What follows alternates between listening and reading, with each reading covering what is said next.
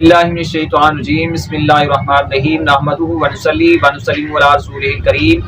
اما بعد فاعوذ باللہ من الشیطان الرجیم بسم اللہ الرحمن الرحیم سامعین ذوالفقار، قرآن پاک کا ترجمہ بیان ہو رہا تھا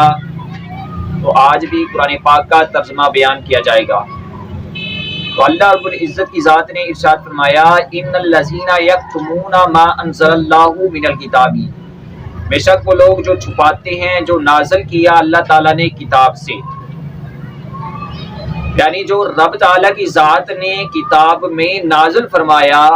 اس چیز کو کچھ لوگ چھپاتے ہیں، جو حق ہے اس پر وہ پردہ ڈالتے ہیں۔ ان حرف مشبہ فعل ہے، الذین جمع مذکر اس میں موصول ہے، یکتمون جمع مذکر غائب کا صیغہ ہے، ہم ضمیر اس کے اندر فاعل ہے، ما یہ موصول ہے، انزل فعل لفظ اللہ فاعل ہے، من الکتابی من جار کتابی مجرور، جار مجرور مل کر یہ انزل فعل کے انزل فعل اپنے فاعل سے مل کر یہ موصول ہوا، صلہ کا موصول اپنے صلہ سے مل کر یہ یکتمون فعل کا مفعول ہوا، یکتمون فعل اپنے فاعل سے مل کر یہ پھر موصول ہوا، صلہ کا موصول صلہ سے مل کر یہ خبر ہوئی انا کی، انا اپنے اسم اور خبر سے مل کر یہ جملہ اسمیہ خبریہ ہوا۔ وَيَشْتَرُونَ بِهِ ثَمَنًا قَلِيلًا اور خریدتے ہیں اس کے بدلے تھوڑی قیمت، یعنی رب تعالیٰ کی ذات نے تو کتاب کو حق واضح کرنے کے لیے اتارا تو یہ لوگ اس کے بدلے لوگوں سے تھوڑی قیمت لیتے ہیں، یعنی جو رب تعالیٰ کی ذات نے حق کو نازل کیا اس طرح اس حق کو بیان نہیں کرتے تو اس کے بدلے لوگوں سے وہ قیمت لیتے ہیں، مال و دولت لیتے ہیں۔ تو فرمایا اولئک ما یأکلون فی بطونہم الا النار، یہی لوگ ہیں نہیں کھاتے فی بطونہم اپنے پیٹوں میں مگر آگ، یعنی یہ دنیا کی قیمت مال و دولت نہیں لیتے، دراصل جو جہنم کی آگ ہے یہ اپنے پیٹوں میں یہ بھرتے ہیں۔ وَلَا يُكَلِّمُهُمُ اللَّهُ يَوْمَ الْقِيَامَةِ اور اللہ تعالیٰ قیامت کے دن ان سے کلام نہیں کرے گا، بات نہیں کرے گا، وَلَا يُزَكِّيهِمْ اور نہ ہی انہیں پاک کرے گا،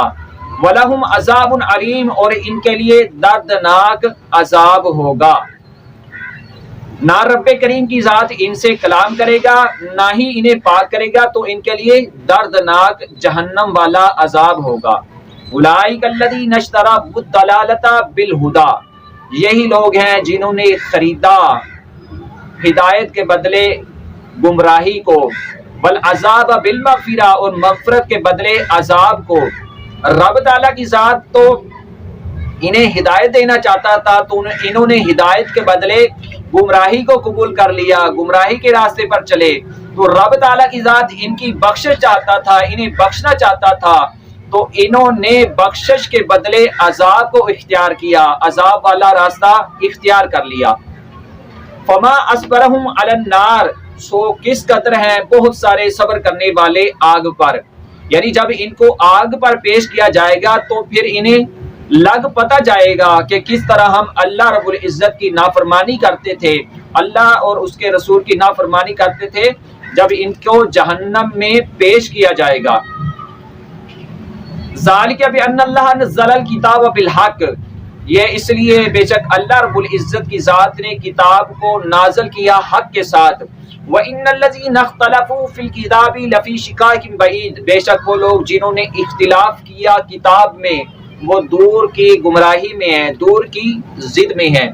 تو رب تعالیٰ کی ذات نے تو کتاب کو حق کے ساتھ واضح کیا، نازل کیا اس کو، تو ان لوگوں نے اس کتاب میں بھی اختلاف کر ڈالا، تو ان کی جو ضد ہے بہت دور کی ضد ہے۔ تو دعا ہے کہ اللہ رب العزت کی ذات میرے چند کلمات اپنی بارگاہ میں قبول فرمائے، آمین۔ وآخر دعوانا ان الحمدللہ رب العالمین۔